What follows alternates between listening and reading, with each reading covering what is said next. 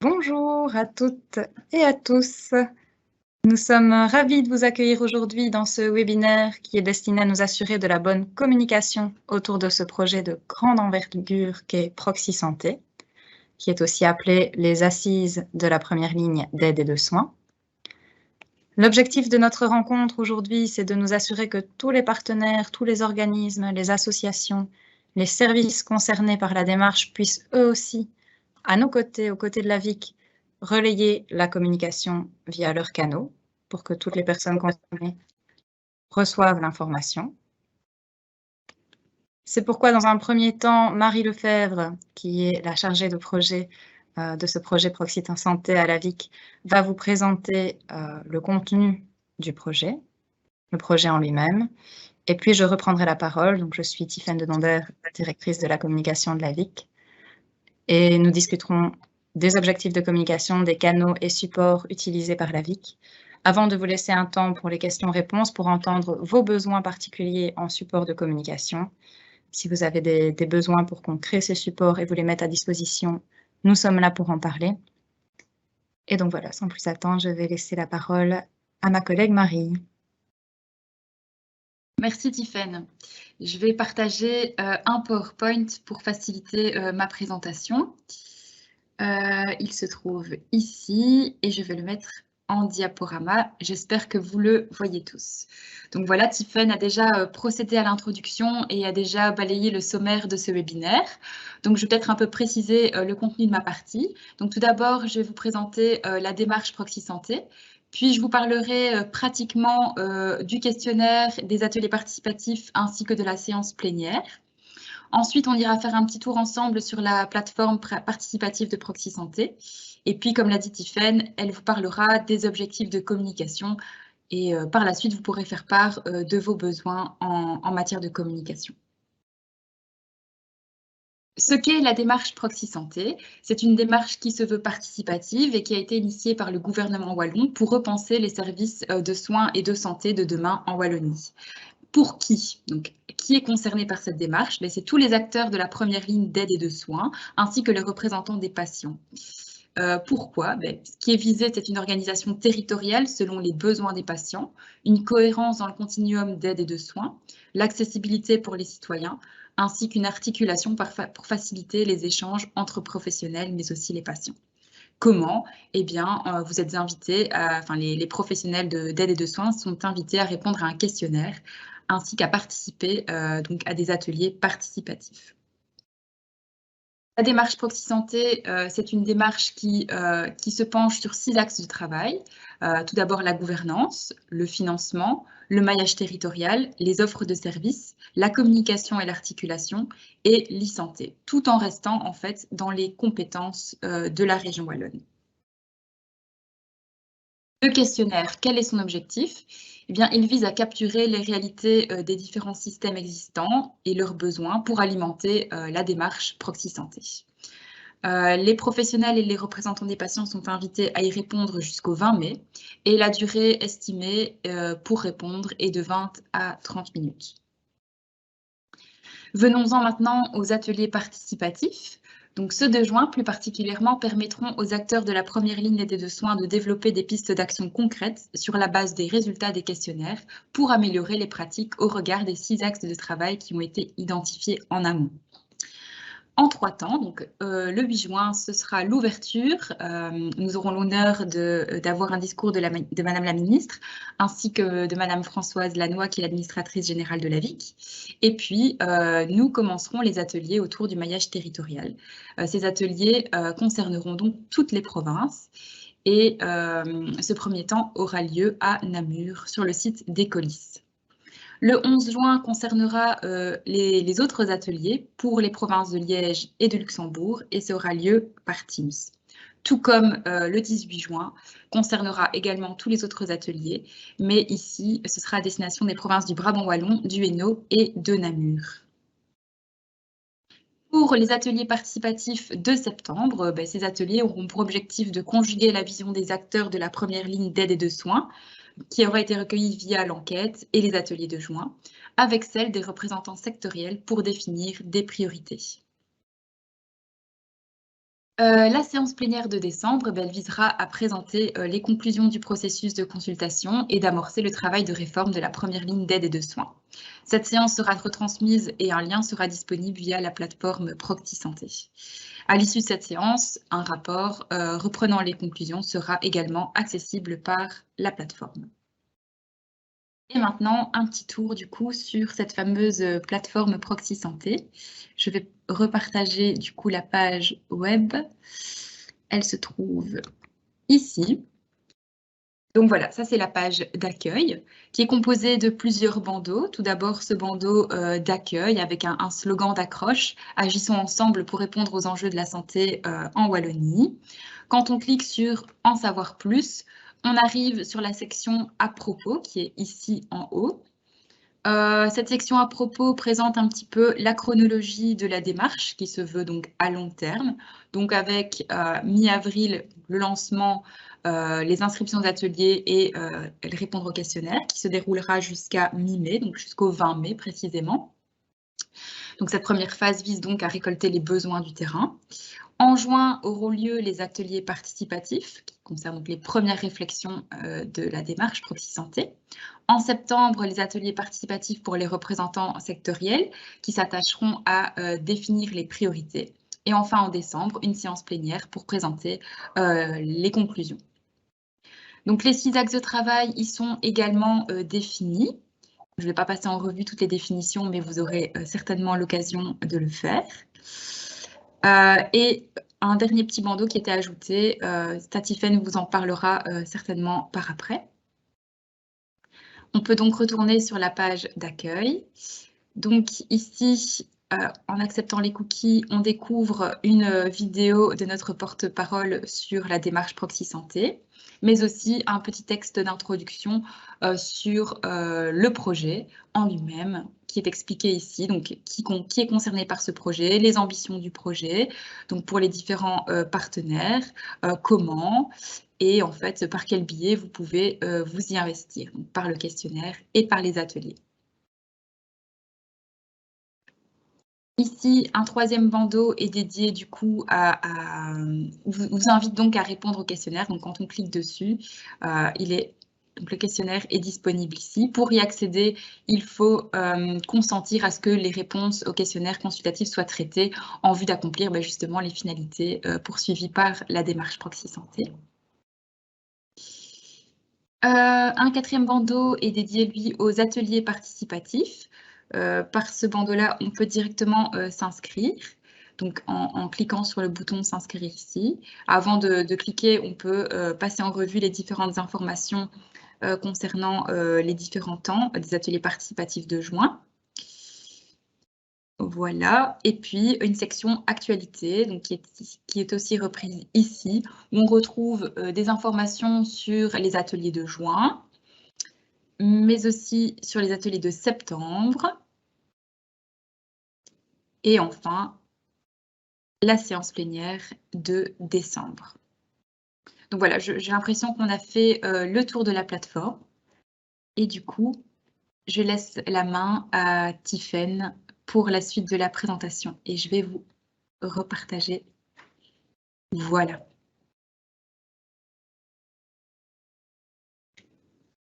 Merci Marie. Alors, si tu peux passer au slide suivant, s'il te plaît. Oui. Excusez-moi, tu fais une fausse manœuvre. Voilà. Voilà, super, merci beaucoup. Donc, nos objectifs de communication autour de ce projet, c'est bien évidemment d'informer à la fois le grand public de l'organisation et du déroulement des assises, puisque cette démarche est quand même une démarche d'envergure, comme on le disait, c'est vraiment important et essentiel de recueillir les réalités du terrain, tant via les représentants des patients que via les professionnels de la première ligne d'aide et de soins. Donc, c'est incontournable que tous les citoyens wallons soient au courant de cette démarche, mais aussi en deuxième objectif est d'inciter tous ces professionnels et représentants de patients à participer à la démarche.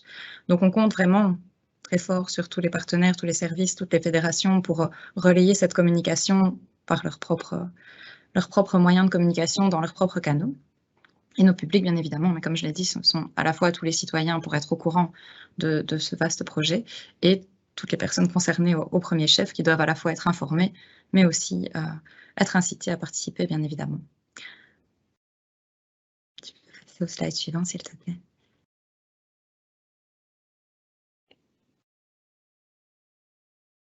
Alors, les canaux qu'on a utilisés pour communiquer, pardon, j'ai ma voix un petit peu enrouée.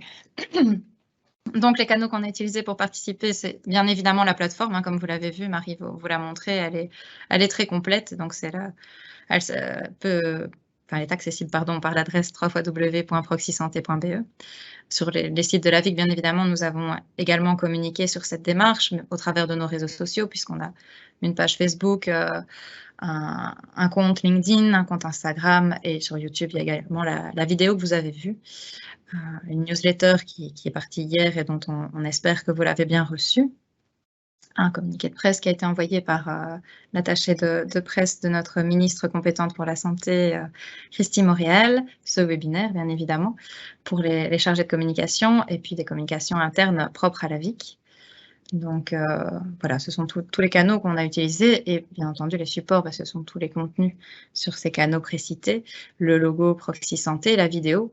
L'idée, c'est de vous permettre d'utiliser tout ça et de vous permettre maintenant de vous exprimer également si vous avez des besoins particuliers dans vos propres canaux de communication. Je pense à des formats particuliers liés à des écrans ou à des... Voilà, si vous avez un besoin quel qu'il soit d'infographie ou de contenu, l'idée, c'est vraiment de vous permettre de nous communiquer ces besoins pour qu'on travaille ensemble pour informer au mieux les professionnels de l'aide et du soin de cette démarche, que vous puissiez relayer tout ceci. Et donc, à propos du logo Proxy Santé, c'est ce que Marie disait en parcourant la plateforme tout à l'heure. Donc, dans la page à propos de la plateforme, il a été rajouté à la fois le logo et la charte graphique de cette démarche Proxy Santé pour que vous puissiez les récupérer dans un format adéquat. Donc, c'est ici comme Marie le montre. Merci beaucoup, Marie. Voilà, j'en ai fini pour mon explication sur les enjeux que vous aurez compris autour de cette démarche, les enjeux de communication. Et je vous laisse la possibilité de poser vos questions dans le chat, dans la conversation. C'est Phyllis qui manœuvrera pour nous communiquer tout ça.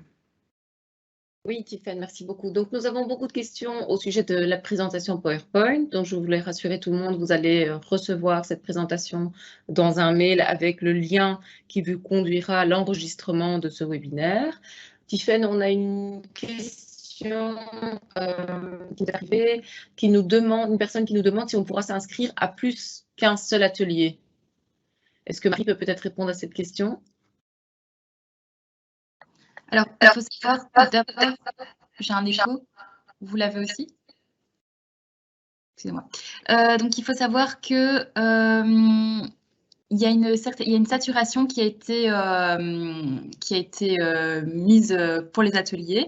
Donc, à savoir que pas plus de 2 mêmes professionnels par province pourront participer à l'atelier. Donc, il faut quand même laisser la chance à tout le monde de participer à au moins un atelier. Donc, éviter de s'inscrire à plusieurs ateliers, quoi.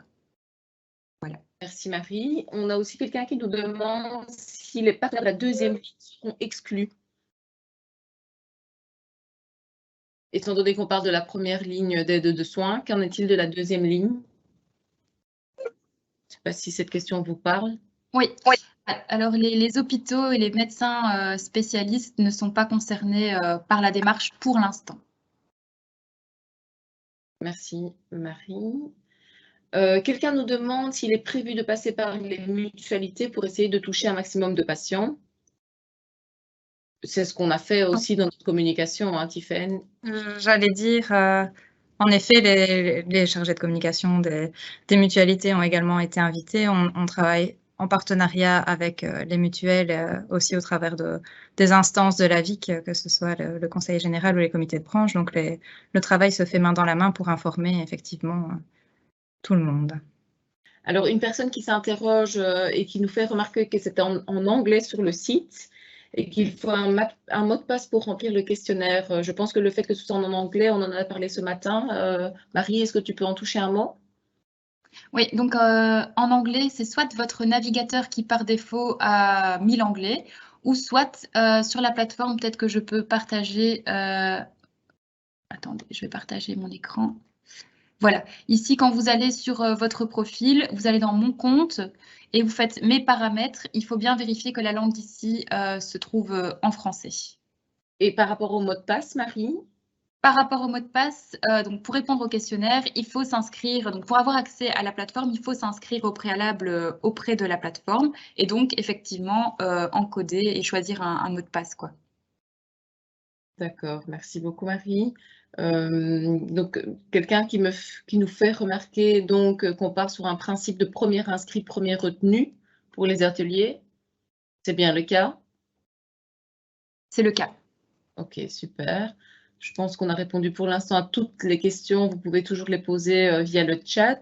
On va peut-être attendre encore 5 minutes pour voir si d'autres, enfin un petit peu moins que 5 minutes. Juste préciser pour les ateliers, premier inscrit, premier servi, oui, mais pour chacune des professions qui a été identifiée. Hein. D'accord. Tiffaine, dans l'autre temps, est-ce qu'on peut rappeler l'adresse mail à laquelle les gens peuvent nous solliciter? Oui, tout à fait. Donc, il y a une adresse mail qui a été créée pour tout ce projet et qui est proxysanté@avic.be, santé sans accent. Hein, Marie, tu confirmes? Alors, j'ai une nouvelle question. Peut-être qu'il est possible de l'indiquer dans le chat, cette adresse? Oui. J'ai une nouvelle question qui vient d'arriver. Donc, bonjour, la plateforme de première ligne PPLW peut-elle désigner un représentant pour les différents ateliers? Quentin Vassard, le président et l'administrateur, qui nous pose cette question. Est-ce qu'il est possible de désigner un représentant par différents ateliers?